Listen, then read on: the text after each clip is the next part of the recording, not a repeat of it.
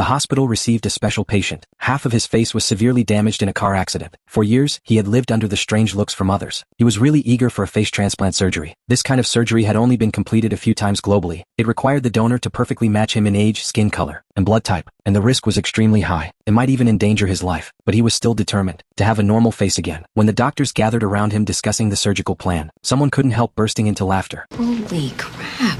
Lowell is right. The embarrassing atmosphere filled the air instantly. David, however, was gentle and didn't get angry. Just as the surgery was about to be finalized, two interns laughed again. The doctor, who could no longer bear it, finally got angry.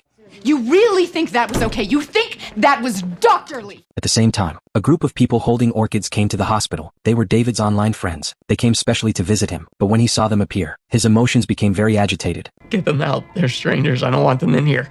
Well, we're hardly strangers, Dave. We chat every night, all night for years.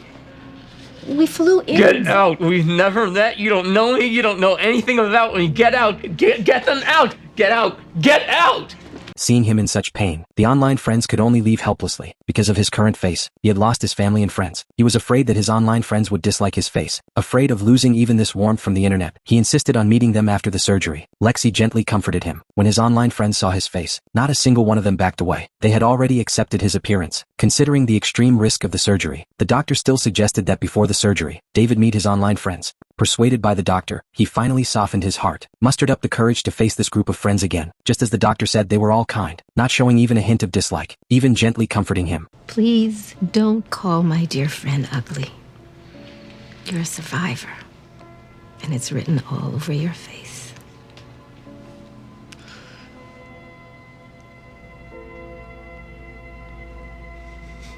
The surgery began. The doctor carefully peeled off the donor's facial skin. After soaking and disinfecting it, carefully peeled off David's damaged tissues, fitted the complete new skin onto his face, precisely aligned his facial features and stitched them stitch by stitch. The surgery went very smoothly. A month later, the doctor slowly removed the bandage on his face. A handsome new face appeared in the mirror. Finally, he no longer had to avoid others' gazes. Finally, he could embrace life with dignity.